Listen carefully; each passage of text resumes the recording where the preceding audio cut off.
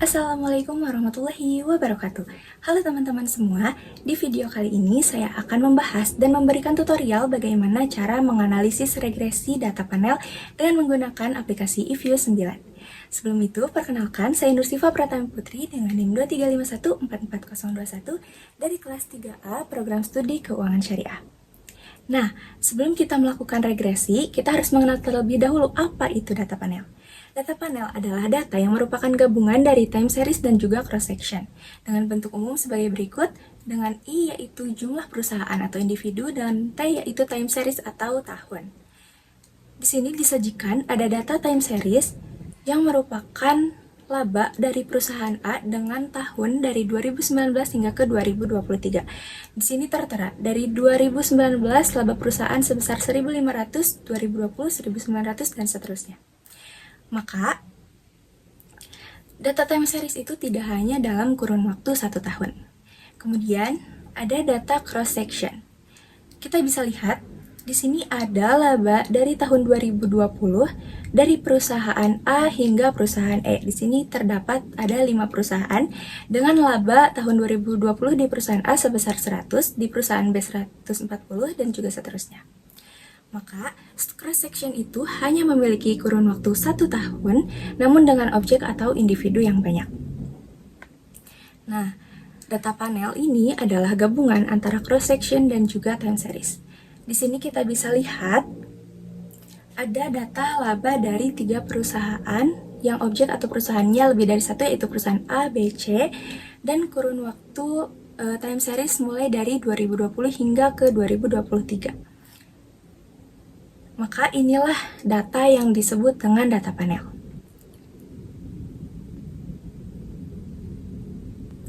Nah, dalam analisis regresi data panel ini akan digunakan 3 model utama, yaitu model CHEM, FEM, dan juga REM. Yang pertama adalah model CHEM atau Common Effect Model atau disebut juga dengan model POS yang mengasumsikan bahwa tidak ada perbedaan antara individu dan juga antar waktu. Semua observasi ini diperlakukan sama seolah-olah data cross-section biasa. Yang kedua adalah model FEM, yaitu Fixed Effect Model, yang mengasumsikan bahwa setiap individu ini memiliki karakteristik unik yang dapat mempengaruhi variabel independen. Model ini akan mengontrol heterogenitas individu dengan memasukkan intercept yang berbeda untuk setiap unitnya. Dan yang terakhir adalah model REM atau Random Effect Model, yang mengasumsikan bahwa perbedaan antar individu ini bersifat acak dan tidak berkorelasi dengan variabel independen. Efek individu diperlakukan sebagai bagian dari error term. Nah, untuk memilih model terbaik di antara ketiga ini, dari data akan dilakukan 3 uji. Yang pertama adalah uji Chow, uji Hausman, dan juga uji LM atau Lagrange Multiplier. Uji pemilihan model ada 3 macam. Yang pertama yaitu uji Chow yang membandingkan antara model CHEM dan juga FEM yang menggunakan F atau Chow test. Dengan hasil, jika p-value-nya kurang dari 0,05 maka akan digunakan model FEM. Sebaliknya, jika hasil p-value lebih dari 0,05 akan digunakan model CHEM. Yang kedua ada uji Hausman yang membandingkan antara model FEM dan juga REM dengan menggunakan Hausman test, dan hasilnya jika p-value kurang dari atau sama dengan 0,05 maka akan digunakan model FEM. Sebaliknya, jika p-value-nya lebih dari 0,05 maka yang akan digunakan adalah model REM. Dan yang terakhir adalah uji LM yang membandingkan antara model REM dan juga CHEM yang menggunakan Brush-Pagan atau LM test. Jika hasil p-value-nya kurang dari sama dengan 0,05 maka akan digunakan model FEM, dan sebaliknya jika p-value-nya lebih dari 0,05 akan digunakan model CHEM. Baik, langsung saja kita mulai untuk analisis regresi.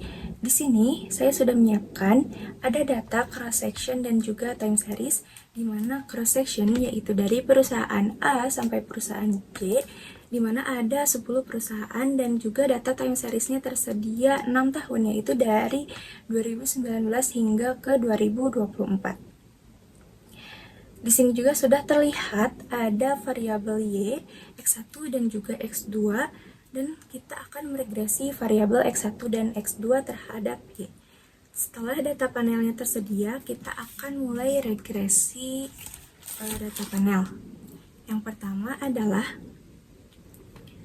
kita buka aplikasi eView 9, kemudian work file, create, dan pilih strukturnya yang balance panel.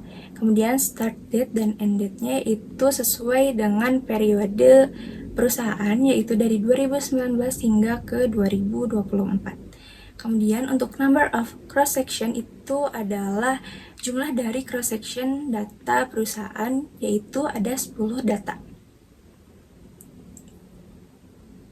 Oke, setelah itu kita akan membuat rumah untuk masing-masing variabel di eViews. Yang pertama adalah kita klik object, kemudian kita pilih new object dengan menggunakan type-nya series dan name-nya adalah Y, X1, juga X2.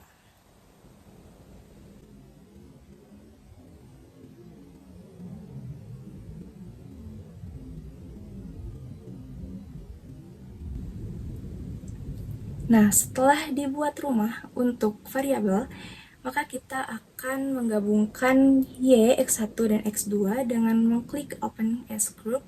Kemudian kita copy data dari Excel untuk digunakan dalam eViews.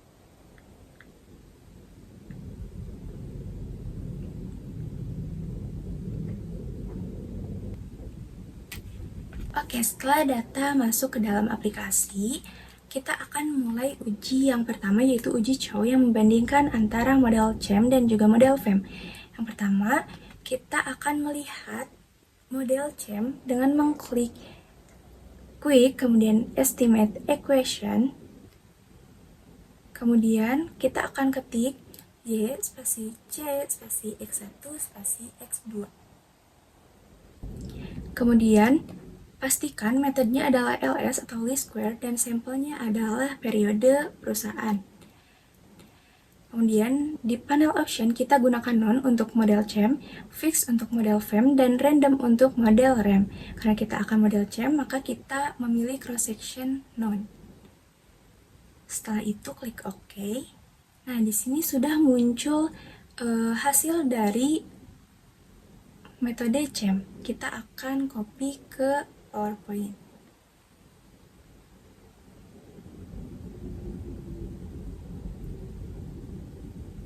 Oke, yang kedua adalah kita akan melihat model dari uji FEM dengan mengklik Quick, kemudian Estimate Equation, kita ketik lagi Y spasi C spasi X1 spasi X2, dan jangan lupa panel optionnya kita ganti cross sectionnya menjadi fix. Kemudian kita metodenya LS dan sampelnya tetap sama, dan klik OK. Yes. Nah, di sini kita sudah bisa melihat hasil dari metode uji FEM. Kita copy dan simpan.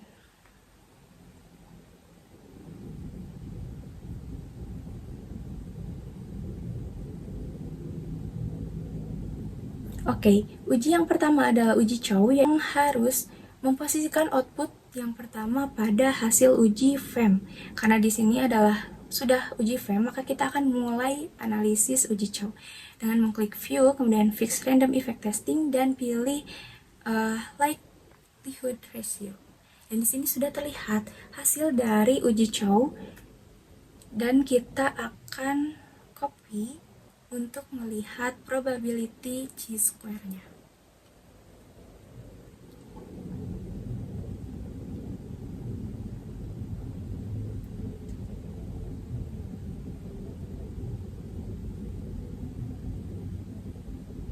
Oke, di sini sudah terlihat cross section untuk chi-square, probability-nya adalah 0,00, di mana untuk nilai p-value yang lebih dari 0,05 akan digunakan model CHAM, sebaliknya jika p-value-nya kurang dari 0,05 akan digunakan model FEM.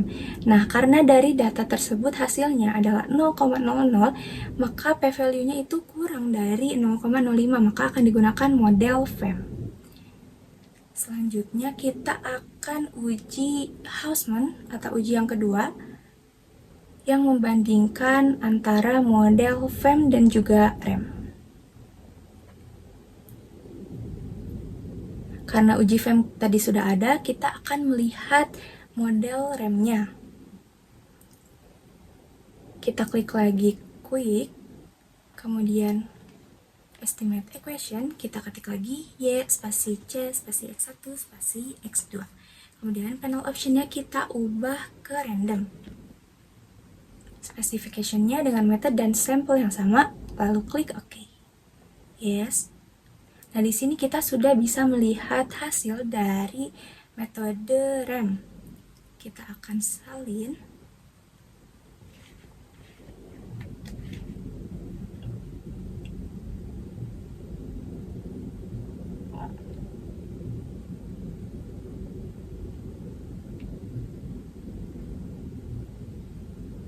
Nah, kemudian kita akan mulai uji Hausman yang membandingkan frame dan juga rem. Pastikan posisi output itu ada pada hasil uji rem. Kemudian kita klik View, kemudian Fix Random Effect Testing, dan kita pilih Correlate Random Effect Hausman Test. Oke, nah di sini sudah terlihat hasil dari uji Hausman dengan melihat data probability dari cross section randomnya. Oke, kita salin.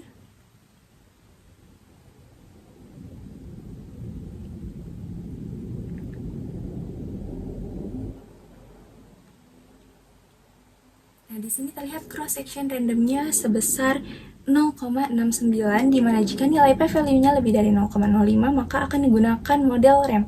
Sebaliknya jika kurang dari sama dengan 0,05 akan digunakan model FEM. Nah, karena dari hasil probability data tersebut ada 0,69 maka p-value-nya lebih dari 0,05 sehingga digunakan model rem.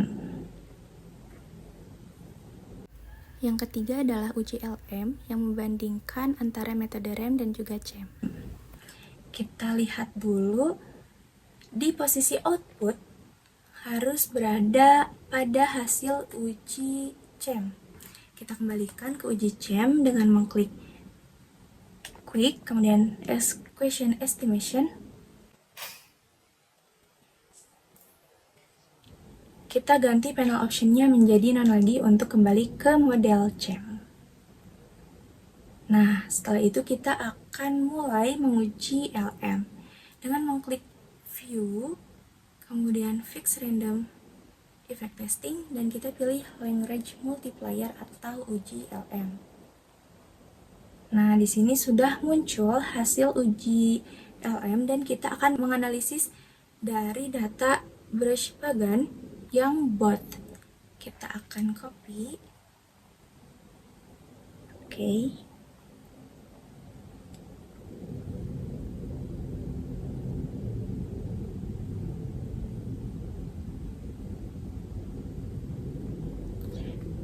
Nah, di sini terlihat nilai dari Brush-Pagannya adalah sebesar 0,00, dimana jika p-value-nya lebih dari 0,5 akan digunakan model CHEM, sebaliknya jika kurang dari sama dengan 0,05 maka akan digunakan model rem.